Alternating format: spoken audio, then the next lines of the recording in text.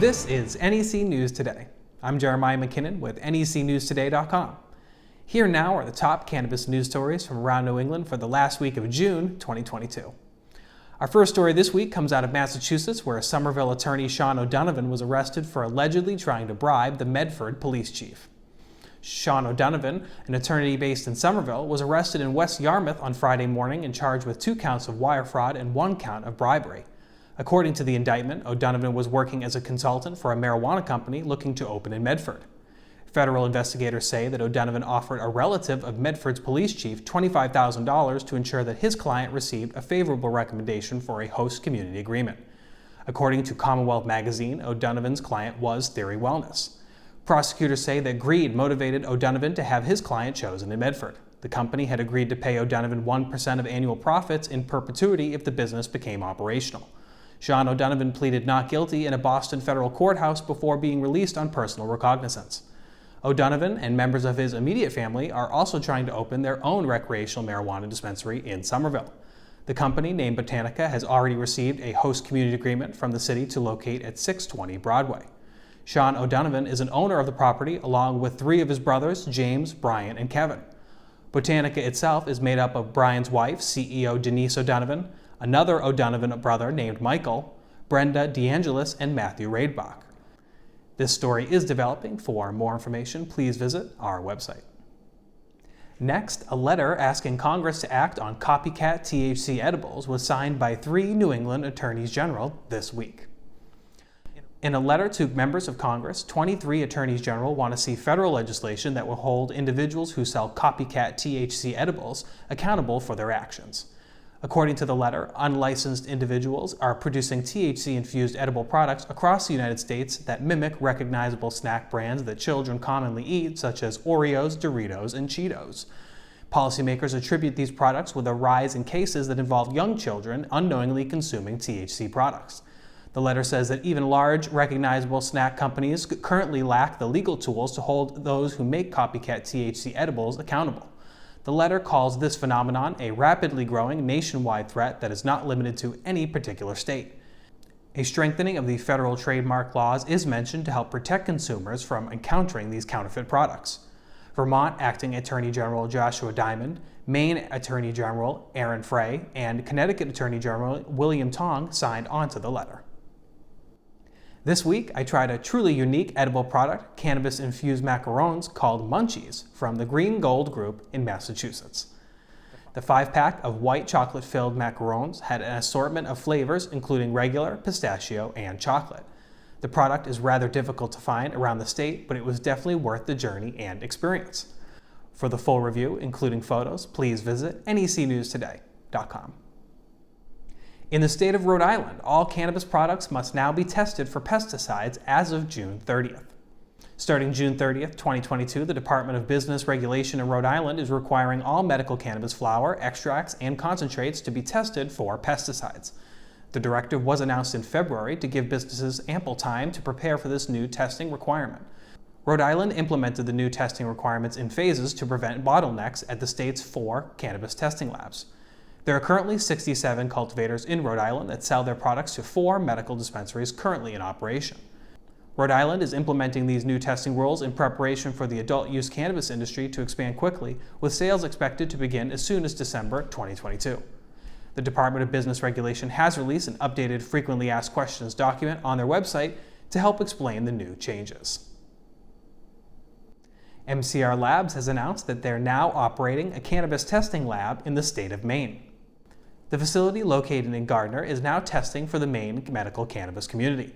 Some of the tests that the lab will perform for local growers and caregivers include cannabinoid profile, terpene profile, and microbiological contaminant testing. MCR Labs has been in operation since 2013 with the distinction of being the first independent cannabis testing laboratory certified by the state of Massachusetts. MCR Labs has also expanded to Pennsylvania with a facility located in Allentown.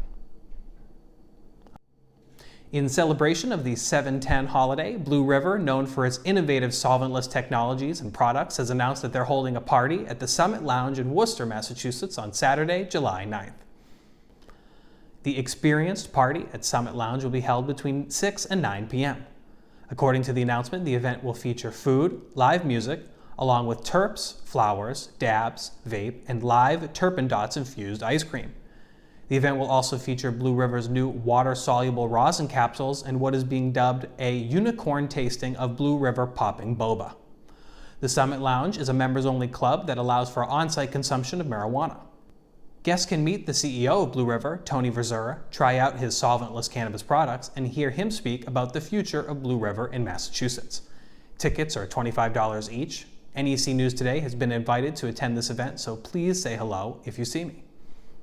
For more information on how to obtain tickets, please visit necnewstoday.com. 3 Cannabis Advisory Board subcommittees in Massachusetts have new chairs, according to documents obtained by NEC News Today. Andrea Cabral has stepped down as the chair of the Public Safety and Community Mitigation Subcommittee, which will now be run by Laurie Lucian. Kim Napoli is replacing Ray Berry as the chair of the Market Participation Subcommittee. The newly formed Research Subcommittee will now be run by Dr. Marion McNabb. Michael Dundas will continue to chair the Industry Subcommittee, and Nicole Snow will continue to chair the Public Health Subcommittee. The Cannabis Control Commission is asking each subcommittee to meet over the coming weeks to consider the topics of vertical integration in medical marijuana licensing and long-term strategic planning for the cannabis industry. According to the announcement, lawmakers have not extended the allowance for virtual public meetings yet. If the allowance is not extended, this means that upcoming meetings would have to be held in person. Bud's Goods and Provisions has some new merch available at their stores, including a toy for your pet. Bud's Goods and Provisions in Worcester, Abington, and Watertown recently released new merchandise items for summer.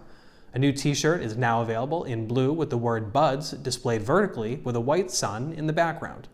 Also newly available is a dog toy that resembles the signature Lil Buds cannabis flower sold by Bud's Goods. This adorable plush toy says the puppy's eighth. These new items are available at all Bud's Goods locations. I think I speak for all of our viewers when I say that we want to see more cannabis-themed pet merch. For more information, please visit necnewstoday.com. Investigators in Connecticut and a report from Leafly are both suspicious of fentanyl-laced marijuana claims that have popped up in recent years. In late 2021, Connecticut officials published a warning about fentanyl-laced marijuana after they say it was responsible for causing 39 overdoses. During a 5-month period, a lab in Connecticut managed to detect trace amounts of fentanyl from only one sample of marijuana. A federal agency conducted an investigation which determined that cannabis laced with fentanyl is not common and that the fentanyl found in that one sample was likely not done intentionally. A separate investigation conducted by Leafly found no proof to back up the dozens of reports of fentanyl-laced marijuana that have surfaced over the past few years. The investigation concluded that the marijuana was likely cross-contaminated from using similar equipment to package both drugs. Leafly found that most claims of fentanyl-laced marijuana are walked back. For more information on these 2 reports, please visit our website. Last but not least, you'll recall last week we mentioned the grand opening of Greatest Hits. We stopped by to visit. We enjoyed the music and liked this dispensary. The signed music memorabilia and other details inside created a very cool vibe. Visit our website or our YouTube channel for the full video and a sneak peek inside this new dispensary. For the absolute latest New England Cannabis News, head on over to necnewstoday.com and follow us on all your favorite social media platforms. If you're enjoying the show, be sure to like this video. Subscribe to NEC News Today for more great content and hit the bell icon so you never miss an episode of the show. For New England Cannabis News Today, this is Jeremiah McKinnon reminding you to always use cannabis responsibly and to enjoy your cannabis-filled adventures throughout New England.